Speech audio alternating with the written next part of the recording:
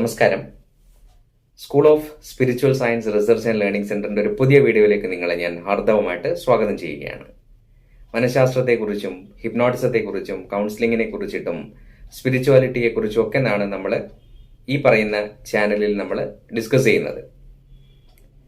ഇന്നത്തെ നമ്മുടെ വിഷയം വളരെ ഇൻട്രസ്റ്റിംഗ് ആയ, ഉപബോധ മനസ്സിനെക്കുറിച്ച് പഠിക്കുന്ന വ്യക്തികൾക്ക് കൂടുതൽ ഉപയോഗപ്രദമായ, അല്ലെങ്കിൽ ഉപബോധ മനസ്സിനെ ഉപയോഗിക്കാൻ വേണ്ടിയിട്ട് പരിശീലനം നേടിയിരിക്കുന്ന വ്യക്തികൾക്ക് കൂടുതൽ ഉപയോഗപ്രദമായ ഒരു ഇൻട്രസ്റ്റിംഗ് ഫാക്റ്റ് ആണ് ഇന്ന് ഞാൻ നിങ്ങളുമായിട്ട് ഷെയർ ചെയ്യുന്നത്. പലപ്പോഴും നമുക്കൊരു പ്രശ്നം വരുന്ന സമയത്ത് ആ പ്രശ്നത്തിനെ മറികടക്കാൻ വേണ്ടിയിട്ട് പല ആളുകളും ജ്യോത്സ്യന്മാരെയും അതുപോലെ തന്നെ നമ്മൾ ഈ പറയുന്ന പോലെ ഭാവി പ്രവചനങ്ങൾ നടത്തുന്ന ആളുകളെയൊക്കെ നമ്മൾ കാണാറുണ്ട്. അത്തരത്തിലുള്ള പല സോഫ്റ്റ്വെയറുകളും ഇന്ന് ലഭ്യമാണ്.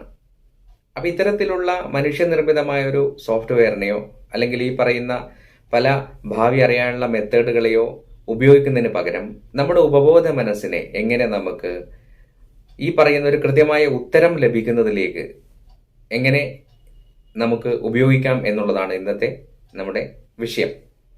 ഈ വീഡിയോ മുഴുവനായിട്ടും കാണുക. ഈ വീഡിയോ പകുതി കണ്ടതിന് ശേഷം ഇതൊരു അന്ധവിശ്വാസമാണ് അല്ലെങ്കിൽ ഇതൊരു സ്യൂഡോ സയൻസ് ആണ് എന്നൊക്കെ പറഞ്ഞിട്ട് മാറിപ്പോകുന്നതിന് പകരം ഈ വീഡിയോ മുഴുവനായിട്ടും കണ്ടതിന് ശേഷം പൂർണ്ണമായിട്ടും ഇതിൽ പറയുന്ന കാര്യങ്ങൾ നിങ്ങൾ ചെയ്തു നോക്കുകയാണെങ്കിൽ പൂർണ്ണമായിട്ട് നിങ്ങൾക്ക് കൃത്യമായ ഉത്തരങ്ങൾ, നിങ്ങളുടെ എന്താണോ നിങ്ങൾക്ക് അറിയേണ്ടത് അത് നിങ്ങളുടെ ഉപബോധ മനസ്സിന്റെ ആഴത്തിൽ നിന്നും നിങ്ങൾക്ക് മനസ്സിലാക്കാൻ പറ്റും. അപ്പൊ ഇതിലൊരു അനുഭവം ഞാൻ പങ്കുവെക്കുന്നത്, കുറച്ച് വർഷങ്ങൾക്ക് മുൻപേ ഒരു കാര്യത്തെക്കുറിച്ച് അറിയുവാനുള്ള ഒരു ആവശ്യം വന്ന സമയത്ത്, ആ സ്ഥലം ഞാൻ പറയുന്നില്ല, ഒരു സ്ഥലത്തൊരു പ്രത്യേക വ്യക്തി ഉണ്ടെന്നും വളരെയേറെ ഉപാസനകളും ഒക്കെ ചെയ്യുന്ന ആ വ്യക്തിയുടെ അടുത്ത് പോയി കഴിഞ്ഞാൽ ആ വ്യക്തി ഉപാസിക്കുന്ന ആ മൂർത്തിക്ക് മുന്നിലേക്ക് നമ്മളെ തനിച്ച് ആ വ്യക്തി ആ റൂമിലേക്ക് നമ്മളെ കയറ്റി കഴിഞ്ഞാൽ പിന്നീട് ആ വ്യക്തി ചെയ്യുന്നത് ഒരു പ്രത്യേക മന്ത്രോച്ചാരണങ്ങളും അതുപോലെ തന്നെ ഒരു പ്രത്യേക രീതിയിലുള്ള ഒരു സ്മെല്ല് ഒക്കെ അവിടെ ക്രിയേറ്റ് ചെയ്തുകൊണ്ട്, ഒരു ചന്ദനത്തിരി പോലെയുള്ള ഒരു പുകച്ചിട്ട് ഒരു സ്മെല്ല് അവിടെ ക്രിയേറ്റ് ചെയ്തുകൊണ്ട് ഈ വ്യക്തി ചെയ്യുന്നത്, നന്നായിട്ട് പൊതിച്ചെടുത്ത ഒരു തേങ്ങ, ആ തേങ്ങ അവിടെ നിലത്ത് വെച്ചിട്ട് ഈ തേങ്ങയുടെ മുകളിൽ ഇയാൾ കയറിയിരിക്കുകയാണ്. അതായത് ഇത് തേങ്ങ എടുത്തിട്ട് തേങ്ങ നിലത്ത് വെച്ചിട്ട് ആ തേങ്ങയുടെ മേലെ ഇയാളുടെ രണ്ട് കാലിന്റെ ഉപ്പൂറ്റിയും വെച്ചുകൊണ്ട് കൈ ഇങ്ങനെ വെച്ചിട്ട് തറയിൽ കുത്തിക്കൊണ്ട് അയാൾ അവിടെ ഇരിക്കും. അപ്പൊ എന്നിട്ട് നമ്മൾ എന്ത് കാര്യമാണ്, ഇപ്പൊ ഫോർ എക്സാമ്പിൾ ഒരാൾക്കൊരു 10 ലക്ഷം രൂപ കടം കൊടുത്തു, ആ 10 ലക്ഷം രൂപ തിരിച്ചു കിട്ടുമോ എന്ന ഒരു ചോദ്യത്തിനുള്ള ഉത്തരമാണ് അറിയേണ്ടതെങ്കിൽ ഈ വ്യക്തി ഈ തേങ്ങയുടെ മുകളിൽ ഇരുന്നിട്ട് പറയും, ഈ 10 ലക്ഷം രൂപ തിരിച്ച് ലഭിക്കുമെങ്കിൽ ഞാനിപ്പോൾ വലത്തോട്ട് തിരിയും, കിട്ടില്ലെങ്കിൽ ഇടത്തോട്ട് തിരിയും. സ്വാഭാവികമായിട്ടും ഈ മൂർത്തിയോട് ഇത് ചോദിച്ചു കഴിഞ്ഞാൽ ഈ വ്യക്തി കൈ ഇങ്ങനെ കുത്തിവെച്ച് നിൽക്കുന്ന സമയത്ത്, തേങ്ങയുടെ മുകളിൽ കയറി ഇരിക്കുന്ന സമയത്ത് ഏതാണ്ട് ഒരു മിനിറ്റ് സമയം എടുക്കുമ്പോഴേക്കും പതുക്കെ ഇയാള് വലത് ഭാഗത്തേക്ക് ഇങ്ങനെ കറങ്ങാൻ തുടങ്ങി, ചലിക്കാൻ തുടങ്ങി. അപ്പൊ അയാൾ പറഞ്ഞു, പൂർണ്ണമായിട്ടും ഈ പൈസ നിങ്ങൾക്ക് തിരിച്ചു ലഭിക്കും. ഇതേപോലെ പലതരത്തിലുള്ള ചോദ്യങ്ങളും ചോദിക്കുമ്പോൾ കൃത്യമായിട്ടും ഇയാൾ വലത്തോട്ടും ഇടത്തോട്ടേക്കും ചലിച്ചുകൊണ്ടേയിരുന്നു. പൂർണ്ണമായിട്ടും പിന്നീട് ഇയാൾ പറഞ്ഞതൊക്കെ സത്യമാണ് എന്ന് എനിക്ക് എൻ്റെ പഠനത്തിൽ മനസ്സിലാക്കാൻ പറ്റി. കാരണം ഈ വലത്തോട്ട് തിരിയുന്നു ഇടത്തോട്ട് തിരിയുന്നു എന്ന ഈ പറയുന്ന പ്രതിഭാസത്തിനെ വെച്ചുകൊണ്ട് ആ 10 ലക്ഷം രൂപ തിരിച്ച് ലഭിക്കുമോ എന്നുള്ള ചോദ്യത്തിന്റെ ഉത്തരം കൃത്യമാണ്. അയാൾ പറഞ്ഞത് എന്താണോ അത് തന്നെയാണ് നടന്നതെന്ന് മനസ്സിലായി. പിന്നീട് ഞാൻ ഒരു പ്രാവശ്യം കൂടി അവിടെ സന്ദർശിച്ച സമയത്ത് ഞാൻ ഇതേപോലെ ഈ തേങ്ങയുടെ മുകളിൽ കയറിയിരിക്കുവാനുള്ള ഒരവസരത്തിന് ചോദിക്കുകയും ഈ തേങ്ങയുടെ മുകളിൽ കയറിയിരിക്കുകയും ചെയ്തു. വളരെ സത്യസന്ധമായിട്ട് പറഞ്ഞാൽ ഞാൻ പോലും അറിയാതെ, ഞാൻ ഒരിക്കൽ പോലും സ്വയം അത് ചലിപ്പിക്കാൻ ശ്രമിച്ചില്ലെങ്കിൽ പോലും കൃത്യമായ രീതിയിൽ ഈ തേങ്ങ ഇങ്ങനെ ചലിക്കാൻ തുടങ്ങി. കൃത്യമായിട്ട് എനിക്ക് ഫീൽ ചെയ്യാം, ആരോ എന്നെ തള്ളിവിടുന്നത് പോലെ പൂർണ്ണമായിട്ടും ഞാൻ ചലിക്കാൻ തുടങ്ങി. ചോദിക്കുന്ന ചോദ്യങ്ങൾക്കെല്ലാം ഇടത്തോട്ടും വലത്തോട്ടും തിരിഞ്ഞുകൊണ്ട് കൃത്യമായ മറുപടികൾ അവിടെ ലഭിക്കാൻ തുടങ്ങി. പിന്നീട് ഇതിനെക്കുറിച്ച് കൂടുതൽ റിസർച്ചുകൾ നടത്തി, ഇതിനെക്കുറിച്ച് കൂടുതൽ പഠിച്ചപ്പോൾ കൃത്യമായിട്ടും ഉപബോധ മനസ്സിന്റെ ഒരു ശക്തിയാണ് ഇതിന് പിറകിൽ പ്രവർത്തിക്കുന്നത് എന്ന് എനിക്ക് മനസ്സിലാക്കാൻ പറ്റി. അപ്പൊ ഈ ശക്തിയെക്കുറിച്ച്, ഇതെങ്ങനെ പ്രവർത്തിക്കുന്നു എന്നതിനെക്കുറിച്ച് ഇന്ന് ഈ വീഡിയോ മുഴുവനായിട്ടും കണ്ടു കഴിഞ്ഞാൽ നിങ്ങൾക്ക് മനസ്സിലാവും, അതിന്റെ ശാസ്ത്രീയത എന്താണെന്ന് നിങ്ങൾക്ക് മനസ്സിലാവും. അതിനു മുൻപേ നമുക്ക് എങ്ങനെയാണ് നമ്മുടെ ഉപബോധ മനസ്സിനെ ഇതിനു വേണ്ടി ഉപയോഗിക്കാൻ പറ്റുക എന്നുള്ളത് നമുക്കൊന്ന് കണ്ടു നോക്കാം. അതിനു മുമ്പേ നമ്മൾ മനസ്സിലാക്കേണ്ടത്, നമ്മൾ പഠിച്ച തിയറികൾ വെച്ച് നോക്കിയാൽ അറിയാം, നമുക്ക് ബോധതലം എന്നും ഉപബോധ തലം എന്നും രണ്ട് ഭാഗങ്ങളാണ് മനസ്സിനുള്ളത്. അതിൽ ബോധതലം നമ്മുടെ ബ്രെയിനുമായിട്ട് കണക്റ്റഡ് ആണ്, അത് വളരെ ലോജിക്കലായിട്ട് പ്രവർത്തിക്കുന്ന ഭാഗമാണെന്നും ഉപബോധ മനസ്സെന്ന് പറയുന്നത് പ്രപഞ്ച ശക്തി തന്നെയാണ്, നമ്മുടെ ജീവശക്തി എന്ന് പറയുന്ന അല്ലെങ്കിൽ കോസ്മിക് എനർജി എന്ന് പറയുന്ന നമ്മുടെ ഈ പറയുന്ന പ്രപഞ്ചത്തിന്റെ ശക്തി തന്നെയാണെന്നും അത് ദൈവീകമാണെന്നും അത് പ്രപഞ്ച ശക്തിയുടെ ഭാഗം തന്നെ ആയതുകൊണ്ട് അത് ദൈവീകമാണെന്ന് നമുക്കറിയാം. അപ്പൊ അതുകൊണ്ട് തന്നെ ഈ പറയുന്ന ഉപബോധ മനസ്സിന് അറിയാത്ത ഉത്തരങ്ങളില്ല. പക്ഷെ നമ്മുടെ ബോധം എവിടെയുണ്ടോ അവിടെ ലോജിക്കുകൾ കടന്നു വരികയും ഉപബോധ മനസ്സിന് ആ കാര്യത്തെക്കുറിച്ച് അറിയാമെങ്കിൽ പോലും പലപ്പോഴും ബോധം കൃത്യമായിട്ടുള്ളത് കൊണ്ട്, ലോജിക്ക് കൃത്യമായിട്ട് പ്രവർത്തിക്കുന്നതുകൊണ്ട് പലപ്പോഴും നമ്മുടെ ഇൻറ്റ്യൂഷൻ അല്ലെങ്കിൽ ESP എന്നൊക്കെ പറയും, എക്സ്ട്രാ സെൻസറി പെർസെപ്ഷൻ, അതായത് മുൻകൂട്ടി കാണാനുള്ള ഒരു കഴിവ്, അല്ലെങ്കിൽ നമ്മൾ തേർഡ് ഐ ഓപ്പണിംഗ് എന്നൊക്കെ പറയും, നമ്മുടെ ഇൻറ്റ്യൂഷൻ ലെവൽ, ഇതൊക്കെ പ്രവർത്തിക്കാതായിരിക്കുകയാണ്. അപ്പൊ നമുക്ക് ആ ഉപബോധ മനസ്സിന്റെ ശക്തി ഉപയോഗിച്ചുകൊണ്ട് എങ്ങനെയാണ് നമ്മൾ ഇത്തരത്തിൽ നമുക്ക് ആവശ്യമുള്ള ചോദ്യങ്ങളുടെ ഉത്തരങ്ങൾ കണ്ടെത്തുക, അല്ലെങ്കിൽ നമുക്ക് ഒരു കാര്യത്തെ എങ്ങനെയാണ് മുൻകൂട്ടി അറിയാൻ സാധിക്കുക എന്നുള്ളത് ഈ വീഡിയോ കണ്ടു നോക്കുക. ഇത് പൂർണ്ണമായിട്ടും കണ്ട് ഇതിന്റെ ശാസ്ത്രീയ വശവും കൂടി മനസ്സിലാക്കിയതിന് ശേഷം മാത്രം നിങ്ങൾ ഇത് ചെയ്തു നോക്കുക. അപ്പോൾ നിങ്ങളെ ഞാൻ ഈ പരീക്ഷണത്തിലേക്ക്, ഈ പറയുന്ന റിസർച്ചിന്റെ ഭാഗമായിട്ടുള്ള പരീക്ഷണത്തിലേക്ക് ക്ഷണിക്കുകയാണ്. നമ്മളിവിടെ എടുത്തിരിക്കുന്നത് ഒരു രുദ്രാക്ഷത്തിനെയാണ്. ഈ രുദ്രാക്ഷത്തെ നമുക്ക് കാണാം. ഇത് ചില രുദ്രാക്ഷം വിൽക്കുന്ന കടകളിൽ നമുക്ക് ഒരു 10, 250, 300 രൂപ കൊടുത്തു കഴിഞ്ഞാൽ ഈ രുദ്രാക്ഷം ലഭിക്കും. ഈ രുദ്രാക്ഷത്തിനെ സ്വർണം കൊണ്ട്, അതായത് ഏറ്റവും പ്യൂരിറ്റിയുള്ള ലോഹമായ സ്വർണത്തിനെ കൊണ്ട് കെട്ടിയിരിക്കുകയാണ്. അതിങ്ങനെ ഉണ്ടാക്കിപ്പിച്ചതാണ്. നിങ്ങൾക്ക് ഇതിൽ വ്യക്തമായിട്ട് കാണാം. ഇപ്പൊ ക്യാമറയിലേക്ക് നോക്കിക്കഴിഞ്ഞാൽ ഈ രുദ്രാക്ഷത്തെ കാണാം. ഇതിങ്ങനെ കെട്ടിയിട്ട് ഇതൊരു കയറിൽ, ഒരു ചുവന്ന കയറിൽ ഞാനിങ്ങനെ കെട്ടിയിരിക്കുകയാണ്. ഇനി ഇതല്ലാതെ നിങ്ങൾക്ക് പെൻഡുലം യൂസ് ചെയ്യാം. പെൻഡുലൊക്കെ നമുക്ക് വാങ്ങിക്കാൻ കിട്ടും. പെൻഡുലം ജ്യോതിഷത്തിന്റെ അടുത്തൊക്കെ പോയി കഴിഞ്ഞാൽ പെൻഡുലം കിട്ടും.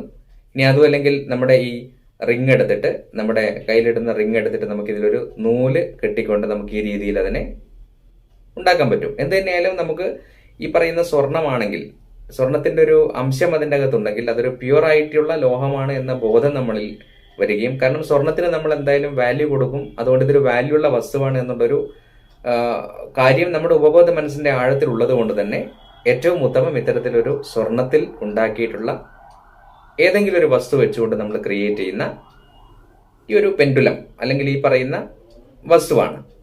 അപ്പൊ നമുക്ക് എങ്ങനെ ഇത് ഉപയോഗിക്കുന്നു ചോദിച്ചാൽ, നമുക്കിത് രണ്ട് രീതിയിൽ ഉപയോഗിക്കാം. ഇതിൽ ഏറ്റവും എളുപ്പം, നമ്മളിതിങ്ങനെ പിടിക്കുന്ന സമയത്ത് ശ്രദ്ധിക്കാം. ഞാനിതിങ്ങനെ എൻ്റെ കയ്യിൽ ഇതിങ്ങനെ പിടിക്കാൻ പോവാണ്.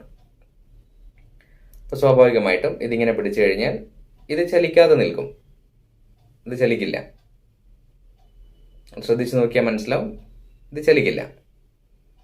അപ്പം ഞാനിതിങ്ങനെ പിടിച്ചുകൊണ്ട് ഞാനൊരു ചോദ്യം ചോദിക്കാൻ പോവാണ്. അപ്പം ആ ചോദ്യത്തിന് ഈ പെൻഡുലം എങ്ങനെ, അല്ലെങ്കിൽ ഈ പറയുന്ന രുദ്രാക്ഷം എങ്ങനെ റെസ്പോണ്ട് ചെയ്യും നോക്കാം. അപ്പം ഞാനിപ്പോൾ ചോദിക്കുന്ന ചോദ്യത്തിന് യെസ് എന്നാണ് ഉത്തരമെങ്കിൽ ഇതിങ്ങനെ വലത്തോട്ടേക്ക്, അതായത് ഈ ഡയറക്ഷനിലേക്ക് ചലിക്കാൻ തുടങ്ങും. ഇനി അഥവാ ഇതിന് നോ എന്നാണ് ഉത്തരമെങ്കിൽ ഇത് നേരെ ഓപ്പോസിറ്റ് ഈ ഡയറക്ഷനിലേക്ക് ഇങ്ങനെ കറങ്ങാൻ തുടങ്ങും. നമുക്ക് നോക്കാം. ഇത് ഞാൻ കറക്കുന്നതല്ല, നമുക്ക് ശ്രദ്ധിച്ചു നോക്കാം. അപ്പം ഞാനൊരു ചോദ്യം ചോദിക്കാൻ പോവാണ്. ഇവിടെ അടുത്ത് ഒരു വീടും സ്ഥലവും കൊടുക്കുന്നുണ്ട് എന്ന് ഞാനൊരു അഡ്വർടൈസ്മെന്റ് കണ്ടു. അപ്പം അതിൻ്റെ വിലയും ഞാൻ കണ്ടു. അപ്പം നമുക്ക് വാങ്ങിക്കാൻ പറ്റുന്ന ഒരു രീതിയിലുള്ള ഒരു സ്ഥലമാണെന്ന് മനസ്സിലായി. ആ സ്ഥലത്തിന് വേണ്ടിയിട്ട് ഞാൻ ആ സ്ഥലം പോയി നോക്കണോ വേണ്ടയോ എന്നാണ് ഞാൻ ഈ ചോദ്യം ചോദിക്കുന്നത്. അപ്പം അത് പോയി നോക്കണം എന്നുള്ളതാണെങ്കിൽ ഇതിങ്ങനെ ചലിക്കും, വലത്തോട്ടേക്ക് ചലിക്കാൻ തുടങ്ങും. നോക്കണ്ട എന്നാണെങ്കിൽ ഇടത്തോട്ടേക്ക് ചലിക്കാൻ തുടങ്ങും. നമുക്ക് നോക്കാം. ഇതിനെ ചലിപ്പിക്കാതെ ഞാൻ കീപ്പ് ചെയ്യാണ്. ഈ ചോദ്യത്തിനുള്ള ഉത്തരം എനിക്ക് കൃത്യമായിട്ട് ലഭിക്കാൻ വേണ്ടിയിട്ട് ഞാനിതിങ്ങനെ പിടിച്ചിരിക്കുകയാണ്. ശ്രദ്ധിച്ചു നോക്കാം.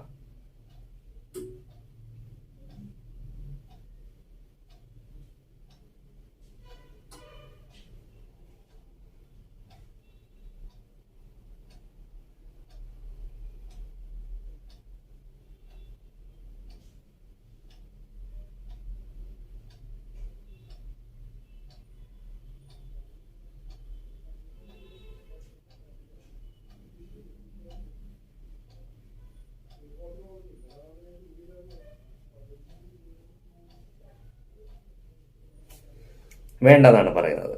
അതായത് ഞാനിപ്പോൾ ഇവിടെ ചലിപ്പിച്ചില്ല, ഞാനിതിങ്ങനെ പിടിച്ചു ഏതാണ്ട് 1 മിനിറ്റൊക്കെ എടുക്കുമ്പോൾ ഇപ്പൊ സ്വാഭാവികമായിട്ടൊരു കൃത്യമായിട്ട് മെഡിറ്റേഷൻ ഒക്കെ ചെയ്യുന്ന ഒരു വ്യക്തിയാണെങ്കിൽ വളരെ പെട്ടെന്ന് തന്നെ റിസൾട്ട് കിട്ടുന്നത് കാണാം. അപ്പൊ ഇത് ഇടത് ഭാഗത്തേക്ക് ചലിക്കാൻ തുടങ്ങി. അപ്പോൾ ഇടത് ഭാഗത്തേക്ക് ചലിച്ചു കഴിഞ്ഞാൽ അത് വാങ്ങിക്കേണ്ട, അതിന് ചോദിക്കേണ്ട എന്നുള്ളതാണ് നമ്മൾക്ക് കിട്ടുന്ന ഉത്തരം. നമുക്ക് വേറൊരു ചോദ്യം ചോദിക്കാം.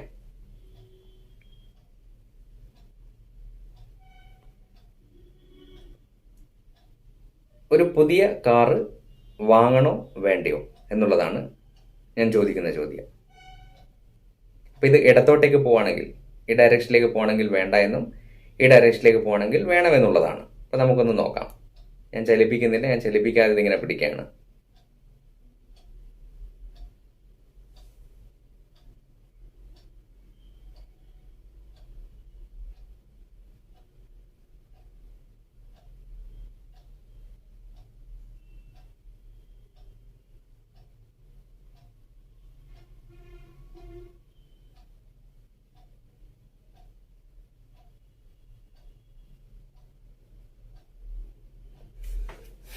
വീണ്ടും ഇടത്തോട്ടേക്ക് കറങ്ങുകയാണ്. വേണ്ട എന്നുള്ളത് തന്നെയാണ് ഉത്തരമായിട്ട് പറയുന്നത്.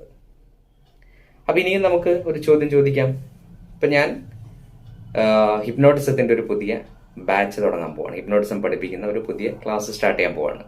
അത് ഈ വരുന്ന ദിവസം, ഇനി അടുത്ത വരുന്ന നെക്സ്റ്റ് വീക്കിൽ തുടങ്ങണോ വേണ്ടയോ, തുടങ്ങിക്കഴിഞ്ഞാൽ കൃത്യമായിട്ട് ആളുകൾക്ക് പഠിക്കാൻ പറ്റുമോ ഇല്ലയോ എന്നുള്ളതാണ് ഞാൻ ചോദിക്കാൻ പോകുന്നത്. അപ്പൊ നമുക്കൊന്ന് നോക്കാം. എന്നെ ചലിപ്പിക്കാതെ വെക്കാണ്. അത് വലത്തോട്ടേക്ക് ഈ ഡയറക്ഷനിലേക്ക് കറങ്ങിക്കഴിയാൻ, ഈ ഡയറക്ഷനിലേക്ക് ചലിച്ചു കഴിഞ്ഞാൽ വേണമെന്നും ഈ ഡയറക്ഷനിലേക്ക് ചലിച്ചാൽ വേണ്ട എന്നുമാണ്. നമുക്കൊന്ന് ശ്രദ്ധിച്ചു നോക്കാം.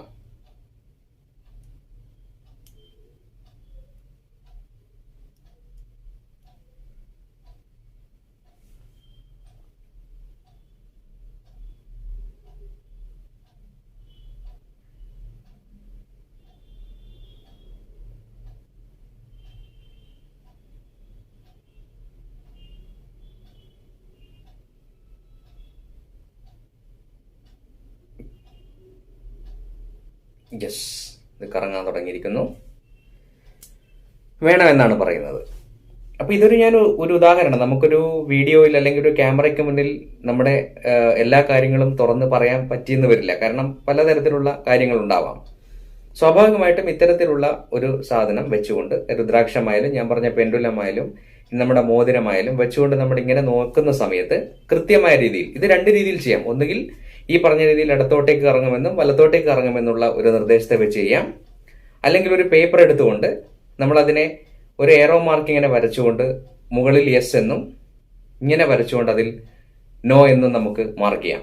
അപ്പൊ നമുക്ക് യെസ് എന്ന ഡയറക്ഷനിലേക്ക് നമുക്കത് വേണം എന്നുള്ളതാണെങ്കിൽ നമുക്കതിങ്ങനെ ഈ രീതിയിലേക്ക് പതുക്കെ ഇത് ചലിക്കാൻ തുടങ്ങും. ഇപ്പൊ ഞാൻ ചലിപ്പിക്കുന്നതാണ്, നേരത്തെ ഞാൻ ചലിപ്പിച്ചതല്ല ബോധപൂർവം. ഇനി നോ എന്നാണെങ്കിൽ ഇങ്ങനെ ചലിക്കും എന്ന നിർദ്ദേശം കൊടുത്ത് നമ്മളൊരു കാര്യത്തെ നമ്മൾ ചെയ്തു കഴിയുമ്പോൾ സ്വാഭാവികമായിട്ട് ഇത് പ്രവർത്തിക്കുന്നതാണ്. അപ്പോൾ ഇത് പലപ്പോഴും ഇതൊരു സ്യൂഡോ സയൻസ് ആയിട്ടും നമ്മൾ ഓജോ ബോർഡ് എന്നൊക്കെ കേട്ടിട്ടുണ്ട്. അപ്പൊ അത് ഒരു മിനുസമുള്ള ഒരു പ്രതലത്തിൽ നമ്മൾ ഒരു പ്രേതാത്മാവിനെ വരുത്തിക്കുന്നു എന്ന് പറഞ്ഞുകൊണ്ട് ആ ഒരു ചില പ്രത്യേക മന്ത്രങ്ങളൊക്കെ ചില ആളുകൾ ഉച്ചരിക്കുന്നത് കാണാം. ഇത്തരത്തിലുള്ള ആളുകളെ പരിചയപ്പെട്ടപ്പോൾ ഞാൻ അതിനെക്കുറിച്ച് പഠിച്ചു. അപ്പൊ അതിൽ യെസ് നോ കുറെ കാര്യങ്ങളൊക്കെ എഴുതിയിട്ടുണ്ടാവും. സ്വാഭാവികമായിട്ടും ഒരു നാണയത്തിനെ വെച്ചിട്ട് ചോദ്യം ചോദിക്കുന്ന സമയത്ത് ആ വ്യക്തി പോലും അറിയാതെ ആ നാണയം ഇങ്ങനെ നീങ്ങിപ്പോകുന്നത് കാണാം. 99% ആക്യുറേറ്റ് ആയിട്ടുള്ള റിസൾട്ടും ലഭിക്കും. അപ്പൊ അത് തന്നെയാണ് ഇവിടെയും സംഭവിക്കുന്നത്. എസ്പെഷ്യലി മെഡിറ്റേഷനൊക്കെ നന്നായിട്ട് ചെയ്യുന്ന വ്യക്തികളാണെങ്കിൽ പ്രത്യേകിച്ച് വളരെ പെട്ടെന്ന് ഇതിന് കൃത്യമായ ആക്യുറേറ്റ് ആയിട്ടുള്ള ആൻസർ നമുക്ക് ഇത്തരത്തിലുള്ള ഒരു പ്രവൃത്തിയിൽ കൂടി ലഭിക്കും. അപ്പൊ ഇതിന് പിറകിലുള്ള സയൻസ് എന്താണെന്ന് ചോദിച്ചാൽ ഇഡിയോ മോട്ടോർ ഇഫക്റ്റ് എന്ന് പറയും. ഇഡിയോ മോട്ടോർ പ്രതിഭാസം എന്ന് പറയുന്ന ഒരു പ്രതിഭാസം കൊണ്ടാണ് ഇത് സംഭവിക്കുന്നത്. എന്താണ് ഇഡിയോ മോട്ടോർ പ്രതിഭാസം?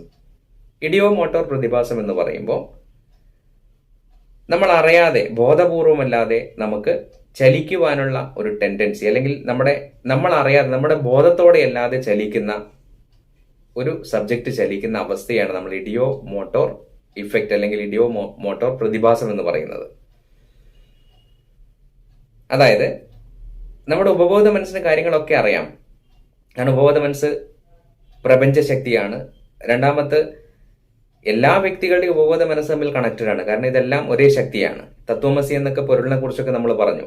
അപ്പൊ അതുകൊണ്ട് തന്നെ ഈ പറഞ്ഞ ഇഡിയോമോട്ടർ എഫക്റ്റ് എന്ന് പറഞ്ഞ നമ്മുടെ ബോധതലം അറിയാതെ അൺകോൺഷ്യസ്ലി ഉണ്ടാകുന്ന ചലനമാണ്.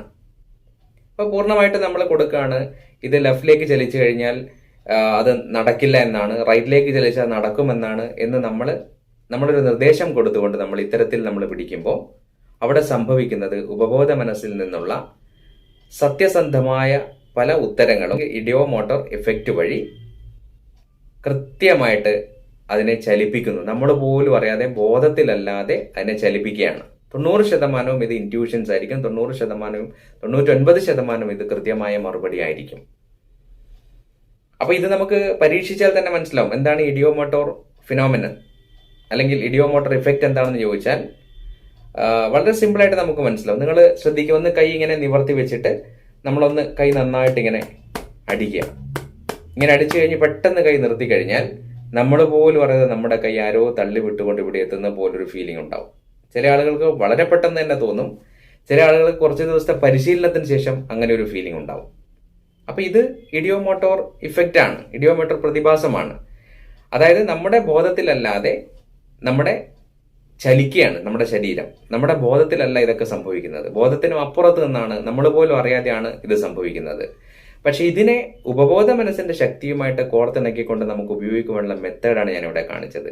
അപ്പൊ സയന്റിഫിക്കലി പറഞ്ഞാൽ ഈ ഇഡിയോമോട്ടോർ പ്രതിഭാസം എന്ന് പറഞ്ഞ പ്രതിഭാസത്തിൽ കൂടിയാണ് ഈ പറഞ്ഞ രുദ്രാക്ഷം ചോദിക്കുന്ന ചോദ്യങ്ങൾക്ക് കൃത്യമായിട്ട് കറങ്ങിക്കൊണ്ട് ഉത്തരം നൽകിയത്. നമ്മുടെ ഉപബോധ മനസ്സിലുള്ള കാര്യങ്ങളാണ് ഇതുവഴി പുറത്തേക്ക് വരുന്നത്. അതിന്റെ ശരിയും തെറ്റും പല ചോദ്യങ്ങൾക്കുള്ള ഉത്തരവും നിങ്ങൾക്ക് നിങ്ങളുടേതായ രീതിയിൽ എഴുതി തയ്യാറാക്കി ഇത്തരത്തിലൊരു പെൻഡുലമോ അല്ലെങ്കിൽ ഒരു രുദ്രാക്ഷമോ വെച്ചുകൊണ്ട് നിങ്ങൾക്ക് ചെയ്തു നോക്കാം. അപ്പോൾ ഈ ഇഡിയോമോട്ടോർ പ്രതിഭാസത്തിനെ നമ്മുടെ ഉപബോധ മനസ്സിന്റെ ശക്തി പുറത്തേക്ക് എടുക്കാനുള്ള ഒരു മാർഗമായിട്ട് നിങ്ങൾക്ക് ഉപയോഗിക്കാം. ഒന്ന് ചെയ്തു നോക്കുക, ചെയ്തു നോക്കിയിട്ട് കമന്റ് ചെയ്യുക. എവർക്കും നല്ലൊരു ദിവസം ആശംസിക്കുന്നു. നന്ദി, നമസ്കാരം.